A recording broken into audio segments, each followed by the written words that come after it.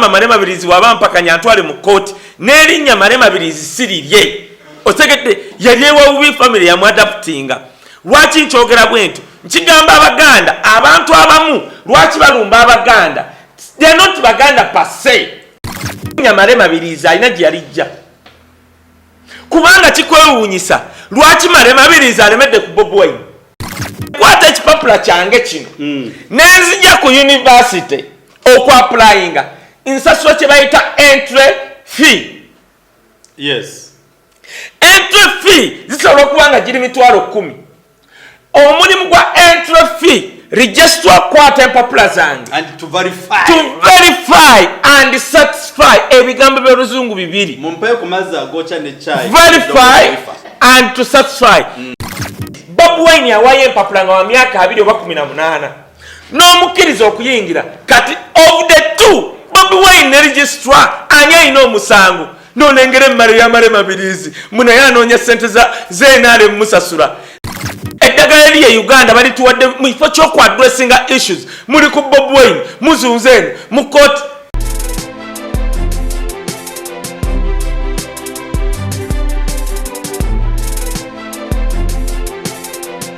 Kaye nebazo mukama kutambuza bulungi nakutuusa wano nga tebakukutte tekisoboka ino government batukwata ino government yaffe beba manyi fe tubasasira nebazo mukama kwa tuina short ina omukyala go bayita Hope Shifa ate ddala ate naye kati naye bannaye oli ku introduction ate wompita wonyingiza mu bibyo nedda nati kakati wacho chetuita bond bonding bannanga abatulaba Kizito tulina Kizito natunudde tunuze no kamera ze seraba oli ku WhatsApp tofaye bannanga abatulaba amanya gange yenze Kaye Wisdom mutabani w'omulalo omubati eyakulira ku mato omutali mazzi ne seriraka nabagamba twave Rengo isingiro ntuyingira Kampala tubana basabasajja kabaka nengero twatuuka Kampala twazikyusa nti woligwa wendigwa twakyusamu kakati tuli ku kintu eki tumala kugwa ye n'asemba ekyo vola ne wetwayingira ofonopondo twayingira ofonopondo n'amalwa ge yanywa mu buvubuka ne gamugwamu kasa yalumba Ssaabasajja Kabaka akekali kaweddemu yes addemu amagezi nekiyakye nabagamba nti kintu kimu omuntu yenna azaaliddwa wano even if is a westerner oba wengulu oba mu easterner kintu kimu abamuganda because when we talk about the kingdom of Uganda tetwogera ku baganda bokka kyekifudde obwakabaka bwa Buganda okuba obwakabi simanyi otegera kyenga ye wazaalibwawo oyagala bukoloti no as in wazaalibwa Kabale Kampala Kaye no just imbuziza bubuza obuza bana abayaya abali mu kutunoonya bagende ku kyalo bakwate ku maama wange taata wange abaana bange bayira olose noyogera waliwo omusajja yansanze nangamba Kaye Wisdom wammwe Lwengo walinga oyisa mu mutiyo ne mugamba okole ki abange bajja kubanga balumbuye twategeera taata walumbuye omuto nga lumbuye amaze kukola ki twamutegeera taata walumbuye omuto nga lumbuye bamaze mukwata naye ekisinga obukulu mwenna abatula bagamba munnakulire nane ne munno wa muno Kaye Wisdom atuuse leero in the house lwakubanga kiro mwandibadde mubalaba tulina omuvubuka de handsome Duncan mujja mulabaka mu makati nga kiyitiridde anti kati dokita obuzibu bw'olina waliwo omuntu gw'olaba naawe n'okkiriza nti that boy is handsome tekikujjaako bwa agirebwo kubanga tojja kummanyira kikyenjogedde tekikujjaako kale bwa handsome bwo so is in the house n'ekirala tuli ne mwana muwala Hope Shifa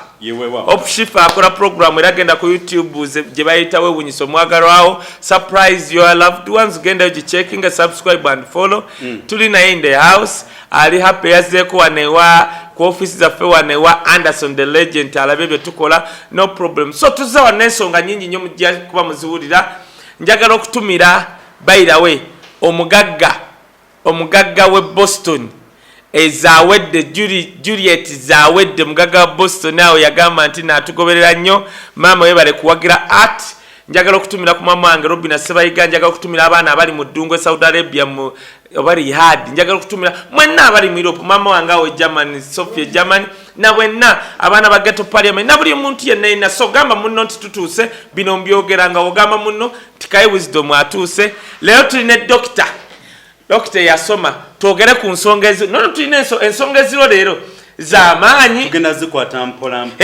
mpola nenga kisijja kwerabira waliwo musumba agaba emiti nakusimbira emiti tagaba ssebo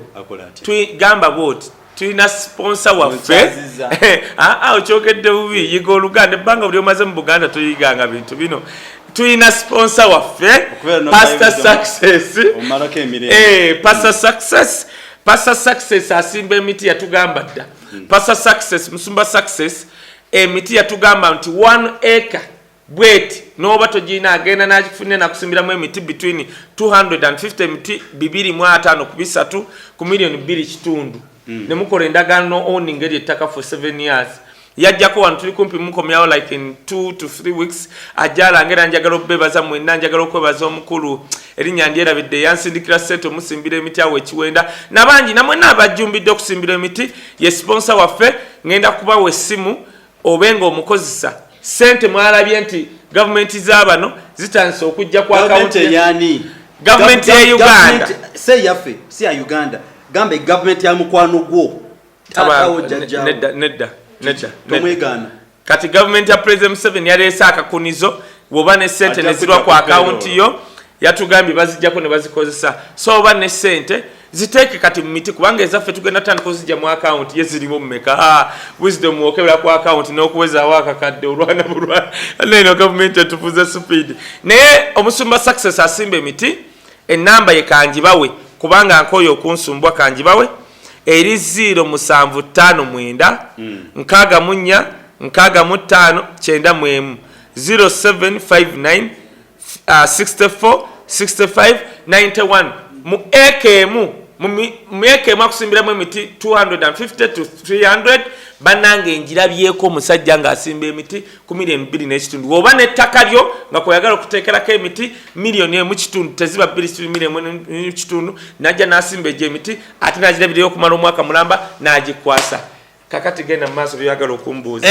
mwenna abali ku live show tubatumiddeko mabale kutwagala mikonja fina abebungereza abali mu America abali mu Indonesia Jamaica Kenya Kampala Uganda Kamocha nawe abewakewo yebana Kizito abantu bazze good flashlight okabeddeyo omanyi nyimirwa nnyo nga good flashlight tuli ku YouTube channel bana flashlight UG ziri 3 flashlight UG bana zino YouTube channel nabagamba buli je nkugamba bambi subscribinga kati wenkugamba wewe unyisa omwagalwawo oba surprise your loved ones kitegeeza nti genda nonya Hope Shifa subscribing oba followinga kubyakola atojja kubanga omutwego waliwo byola bebi nala Shifa yaleeta omukazi Namiro nempuliranga ebyokwagala bintami kubanga neewunya omuwala yagenda n'ateeba omwana yagenda n'ateeba bambuuza nti nno mwagalwawo kiyagulidde emmotoka kati teeba omwagalwawo n'ateeba bakayondo mbw ali ku miti emiwanvu mbulwa kubanga mbw atuyanirako bulungi yateeba omusajja nga tasobola namusasira wadde ennyumba abo wala mwaba mutya kwagamba oyogera otya omusajja mbulwa kubanga mbadde ngenda kwogera n'ekigambo ekiri mbulwa kubanga akutuyanirako bulungi neweerabira akupangisiza ennyumba nze era nagamba oyo Hope Shifa wallahi wolijja okunsurprisinga ate sinondo omuntu nga si oyo kasaba nga omuwala ambeererawo nze nga alina sente zampa oba mpangisiza oba angulira emmotoka nenonde nabukenya atalina nakyankolera wadde nakungulira kikopo anyway newe tuli flashlight UG gendayo bambi ku YouTube channel subscribe unyege nakadde ofollowing my YouTube channel Kaye Wisdom Official subscribing agamba munno Kaye Wisdom otanda flashlight mbera Kaye Wisdom subscribe and follow oba bambi chaite media kwe tuli bulungi subscribe and follow oba point media njogedde nnyo bannange era nange mbadde neewunyiza oba nza kukyaziza bagonkyaziza oluusi ompitirirako nange nengamba waayegeni ate gwanywa amata omutali mazzi gasaanuukako ddi bwe gasaanuuka ngomaze okwogera ne tonnabuguma olunaku olwaleero Kaye Uganda njebazaako Mukama eyitwa for God and our country naye ate ayakola that theme njamusaba gikyuseemu but for God and my country but for God and our country meaning that everybody should own the nation nenga chonya siri mu Uganda bana Uganda it's an individual owning our country Uganda is bleeding inze Kaye nebazo Mukama Katonda obosaza olinzi taddi gwamanyi ne boyogera bakukwata bw'otayogera bakukwata bakusuubiza mu kyogedde bakukwata oba tuddawa naye waliwo omusajja gwayitanga basimanye matumpagwa malema birizi butu awo kwetuli butu kano kakola akamungo bakalyako emmesa akamu kakola mbuye oyo matumpa sibimanyi byenjogera ku channel eno nabagamba kuba byange nali juzi nali nakakalamu nakubira omwogezi wa CID era mutumiddeko naga kaye wetuli kulaba ogenda tugulira data tubeera wano nga tulabago which is okay nze nyumirwa nnyo abasecurity nga balaba byenjogera one nabagamba okuwagira President Museveni is not a definition of being stupid oba is not being stupidity nze wenzijja wano I analyze issue yes kakati n'ekirala essimu yange temutawaana zino channel zonna na simu zaabwe bw'oba njagala kubiranze ekirungi essimu yange eri ku WhatsApp eri 070 ana mu mwenda ana 39 0701494039 eri ku WhatsApp jikube oba olimbega byengenda okwogera byange kati matumpagwa bw'oba oyagala okumpabira esimu yange totawaana ye matumpagwa kuba gakulaga kiriza nsokeze ku mukwano gwo matumpagwa omusajja ono yawandiisa akantu n'agamba Bobi Wine yakola mature entry examinations and mature entry examinations oyina okuba nga olina emyaka 2 mwegi nti Bobi Wine ku bugezi bwe empisa ze amayize dunamis is bobinology byonna biri ku oyo guy n'agenda Makerere nga tanabakweza myaka egyo n'agamba nti ali Makerere yakola ebibuuzo ebyo mu bukyamu n'olw'ensonga eyo agenda kwowabirwa mu kooti era ne kooti nemugamba ennaku z'omwezi nga 7 gw'ekumi Bobi Wine n'okureportinga bwegumuka mu V agenda sibibwa omwaka mulamba nebuuza omusajja oyo alimu akategeera oba ayina ekizibu oba amatuga bugambe matumpa tawuli abantu tawuli ekyekiri mu nsolo ebintu tubyogera kugamba tubonyabonye ebbanga liweze naye mukama mwebaza nti nno kwetulinze wamu naawe to analyze these issues kati don't worry first of all njagala okunyonyola bannayuganda dokita alina waatandikidde ebintu bino ngenda mpolampola mu bitegeere leero sigendako omanyi mugenda nemugala naye kaye now waliwo ekiriwo kyenjagala obbanyonyola kantandike bwe nti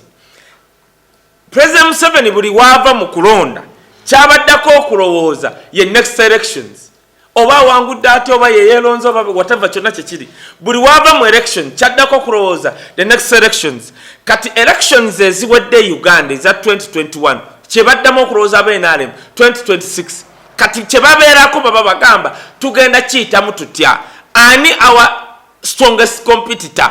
omanyi lwaki baba bamunoonya baba bamunoonya omukripolinga omudisturbinga omutwala mu makooti omutwalako mu makomera otegereche ngamba but tekyewuunyisa zonna government za Africa wezibaamu olwa dictatorship bezikola by the way they don't learn from history basiba abantu ogenda Rwanda ogenda wa unless of course Kenya oba Ghana oba Ludda South Africa now kansooke nyinyonyole ekintu ekyo Bobi Wine bamuwadde criminal summons ye reporting criminal summons kitegeeza ozizza omusango against the government bamugambye nti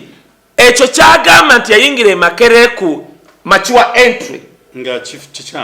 kikyamu because kankunyonyole Makerere University Prospectus Act oba entry ya 1999-2000 ng'okuyingiza ku mature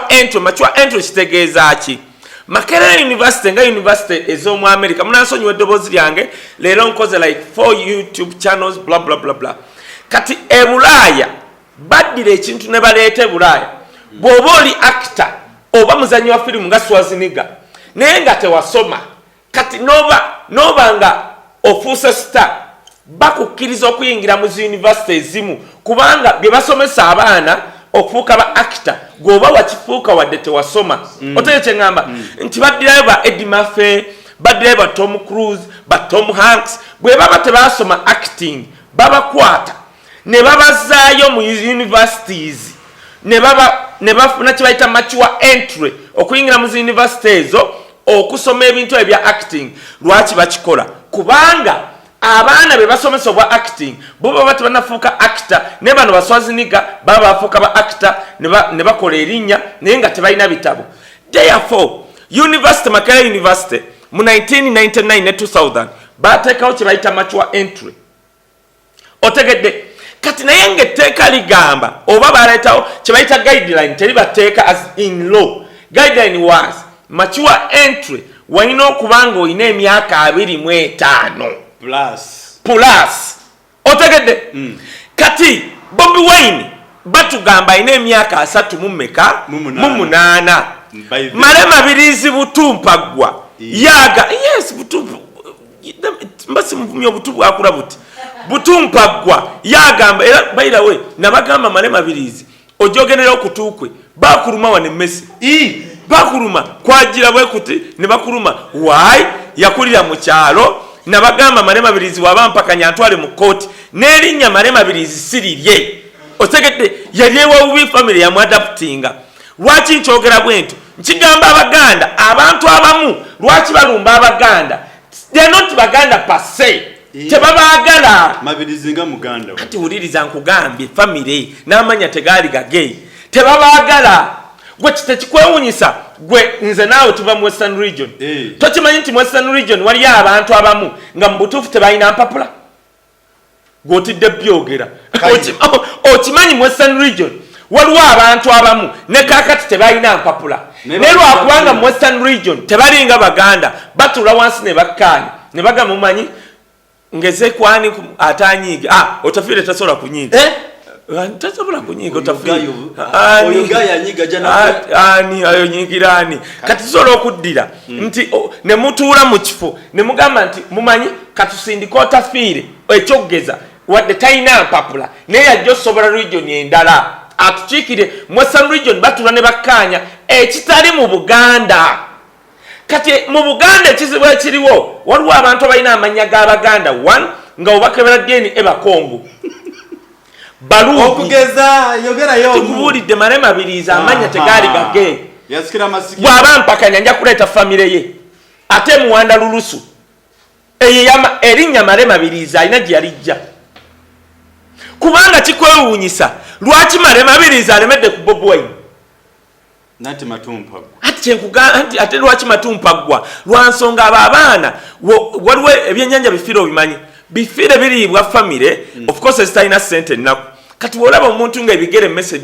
byabirya emikono babirya amatu baagalya ng'aga Malema Birizi manya akulira nnyo mu nnaku kyova buli watulina Bobi Wine ayagalamu kuba kigo. Now etteeka lya Makerere Universal Prospectus Guideline eya 1999-2000 it was okufuna mature entry ku Makerere University jukira baateekawo mature entry why nti wadde toli wa senior 6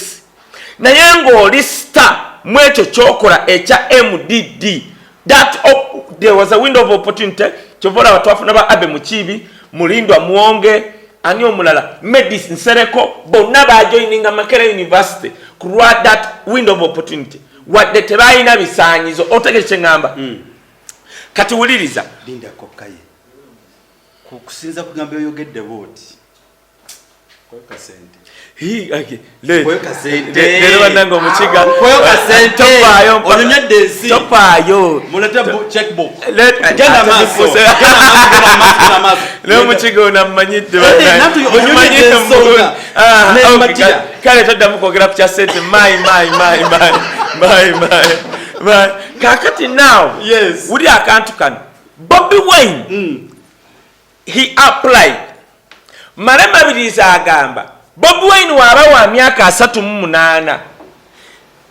waba yayingira Makerere University mu 1999-2000 yes sir kitegeeza 20 years has passed by kitegeeza yayingira Makerere University nga wa myaka 18 Malema Birizi agamba Bobi Wine what is this okay okay Bobi Wine yakola ekibi kyakiririgo yakola okay he committed a criminal offense okukiri oluganda nolunemye nanti goli mufandimwe okay Bobi Wine yakola criminal offense okugenda ku applying for that mature entry ne bamukiriza nga wa myaka 18 ng'etteeka lyali ligamba kuyingira ng'oli wa myaka above 25 Malema Birizi that is his argument era omusango gwe gusinga Bobi Wine asiwa between emyezi 6 n'omwaka actually mwaka kati wulira kino omanyi we nzija wano ku channel nzija to educate no inform educate and entertain kati ekirwa kiri nti Marema Abirizi amaze to educate okay amaze to informing ti Bobi Wine yakola criminal offense kati I want to educate people on this one bwe nkwata ekipapula kyange kino nenzija ku university okwapplyinga nsasula kye bayita entry fee. Yes. Entry fee zisobola okuba nga giri $10,000. Omulimu gwa entry fee register kwata empapula zange and to verify and satisfy ebigambo by'oluzungu bibiri mumpe ku mazzi agocha ne chai verify and to satisfy. Crime cartel gena mmotoka ondeteyo gundi echupa ya no si fantino chi but don't worry to verify and satisfy. Verification chirint atunye empapula zo nagamba ebisanzo byetwataddewo byenkanankana nono byalese nti ye ate to satisfy kitegeeza bagenda ne bakuba mu UNEB bakuba mu NETA bakuba gye wazaalibwa okakasa emyaka gy'ogambye katuwulira bw'aba Bobi Wine yawaayo nga wa myaka 18 oba 2 n'asasula kye bayita entry fee $10,000 oba 2 ku university register n'amuyingiza. A question is ani atakola mulimu gwe register ekyo kifuna na Bobi Wine newunya gavumenti yenale mulimu empuuta n'emmale kati ekyo Bobi Wine ayogedde bulungi male kati ekugambye oli Marema Abirizi male wansonga bakubuuza bajja kuleeta ekkooti ejja kuleeta registrar kati kakule Sseggona jagamba mumpitire registrar w'ebiseera ebyo w'Amaka University bamuleete bamubuuze what was your job description into to verify and satisfy. Bobi Wine yawaayo empapula nga wa myaka 2 oba 18 n'omukkiriza okuyingira kati of the two Bobi Wine ne registrar ani alina omusango n'onengera emmale ya Marema Abirizi munaye anoonya ssente z'enaale musasula. Let me tell you mwe abantu mwe ab'enaale nze manyi mwe muli behind Marema Abirizi byonna bye mugenda okukola ku Bobi Wine tebigenda mulemesa fuuka president wa Uganda if Katonda akiteekawo is destined to become the president of Uganda. Absolutely. Byonna bye muli mu kwekwasa why mu kifo ky'okuleeta issues ze Uganda nti eddagala lya covid tubadde trillion ezisukka mu 5 mugule eddagala lya covid dana atwine simanyi atwine za naleero eddagala lye Uganda bali tuwadde mu kifo ky'okwadressinga issues muli ku Bobi Wine muzunzeeno mu court. Let me tell you people newe munaleeta nti Bobi Wine yakulira ku toilet ya poti nga muvunaana kukulira ku toilet ya poti nga ye reason gye mulese nga ab'enaale ajja kupama mu toilet ya poti ajja abasinga omusango abagambe mwe mwakulira wammwe nga muli kuzankoma reason omulimu gwa registrar gwe olina doctorate nze ndi postgraduate good student coming to a good master's holder. Omulimu gwa registrar is to verify and satisfy. Absolutely. Kyensasulira ssente era waakola ensobi n'ennyingira mu university tebanvunaana yatuganye okukoona wano kati now Marema Abirizi matumpaggwa yalowooza bw'anaanyigiriza Bobi Wine bamuwoye $2,300,000 ku bwavu bwe n'obukopi bwe gyeyakulira. Let me tell you Marema Abirizi n'abenaale abalowooza bwe bati Bobi Wine alinga sirimu tagenda kuddayo. Bobi Wine alinga corona oyo tulina kulivinga naye ne Bobi Wine ffe twakyusiza n'amanya naye tuba mu buli tumutuuma baabi ye gwe watagedde nga gye bamuyita baabi abaana bakyusiza baabi anti balisala baabi ye gubadde bakuyita ani kozi atwayino banyamusiko ngeza tugezaako kuleeta mannya kagamba mwana gasobola kusinda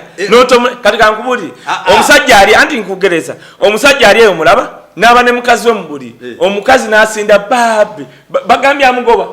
naye kati aleete simanyi tulina amasiko ng'ayimba gwe anti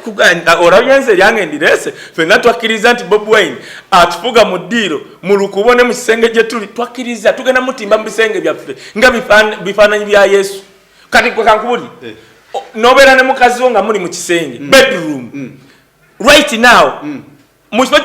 Okay. Right now, mukazi okutimba ekifaananyi kya Yesu nga bamutaddeko engule y'amaggwa bweti nga Yesu akutunulidde bwati n'okutimba wali ekya Bobi nga asise bwati obudde tukikisobola okuleeta mukazi wo egundi nda amaanyi g'ekikazi Kaye Yesu wakutunira bwati abanga gamba mu bintu ebyo kugereza ati kati nkugereza ebintu ekyangu ky'onootegeera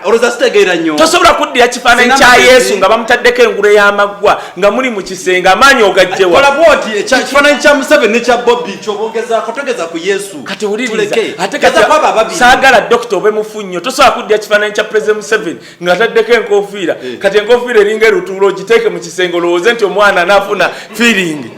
awogedde bulungi not compare Yesu no baba akati Yesu kale mmulese anti nkugambye tusobola kuddira kifaananyi kya President Museveni however much mwagala nga taddeko enkofiira eringa lutuula ali bwati mu kisenge omwana atunire bwati ku nkofiira eringa lutuula afune feeling era ajja kugamba baby tumale yes ajja kugamba baby tumale afunye ekirooto ky'entiambye anti enkofiira eringa nankali lutuula getizo wino kati nkugambye naye kakati ekiriwo kiri nti tukkirize ebintu ebyatusinga kyova olaba nze mbagamba wetuba NRM omuntu yenna ayagala ng'ayagala President Museveni muyiye ebintu ebisukka kwono Malema birizi butumpaggwa Bobi Wine ebyo bye mumukola tebikyakola ebyo ebyokugamba Bobi Wine kati musamoninge Bobi Wine kati musamoninge Malema birizi matumpaggwa n'empuuta yakulira ku byennyanja bya fire naye mbw alese ensonga Malema birizi gwe yakulira ku byennyanja bya fire n'obukupa kyobola tewagenda ku Road Development Center. That guy never went to Road Development Center. Yasomera waloye mbu Makerere naga oba yagwa teyagenda gwe matumpaggwa Malema birizi tewagenda ku Road Development Center to become a practicing lawyer. Toina kyo tugamba de wamwe osale misango gy'emizimu gy'ewammwe n'engikuwa ekika ky'ewammwe. This time NRM singa ebadde eyagala okubeerawo emyaka emirala 2 egijja. What could you do? Mwesonyiwe Bobi Wine kubanga Bobi Wine kakati yajja alinga sirimu alinga corona tulina kulivinga naye tulina musalira magezi kumumirira ddagala otegedde kye ngambye naye kasita ogamba Bobi Wine nti omutwale mu Bobi Wine yali mu court martial emundu ne zibulanga ice cream kati olete matumpaggwa mbuna yaleeta nsonga let me tell you NRM people ne munakozesa Malema birizi matumpaggwa ne munakozesa whoever you can use Bobi Wine is not going to go ye kati gomanya kiriwo omanyi tuli campaign za 2026 dinda kumotogera campaign za 2026 NRM omanya abantu bereeta ya front nzedda nati babiri bimanyi lwabwogo omukoddomi ne Fassani kakati naye manyi kigenda mbadde nteesa kolwa bulungi bw'eggwanga boyogera ebigambo ebyo mpulira otulo tuve ku show kati kye unudda ndabayo linako kankule waliwo kye bayita omanyi n'akasanke kakulema okumaanyi okakira nene kyekyo kati mbuweteeka ku ŋŋaŋa digwayita aweewaawo jidda waliwo ekigambo kafero yayimba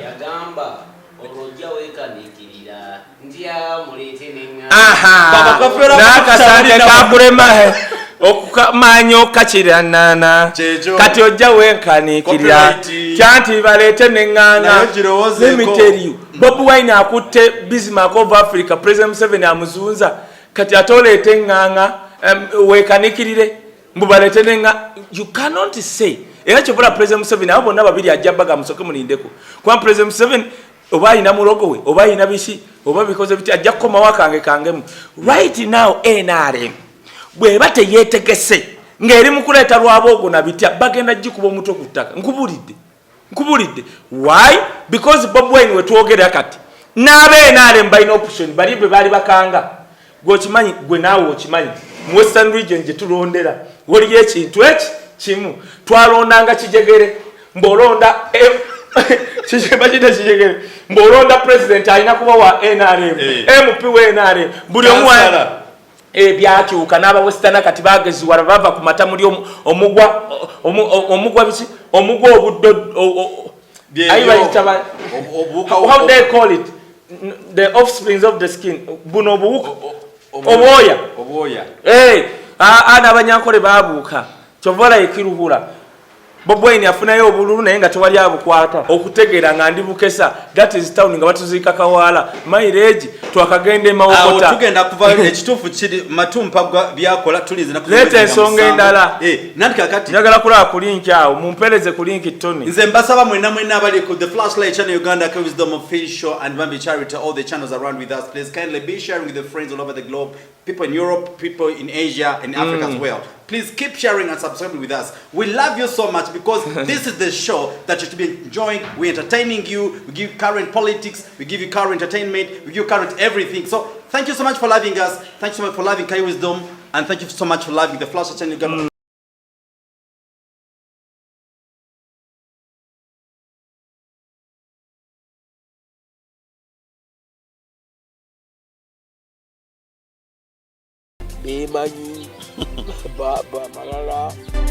yazuura bino mu bisanja bisatu yazuura bino okutte wafu ate wano mulanga abatasaaga zino channel zolaba ez'abadokita n'abamu abalangirako obulango batya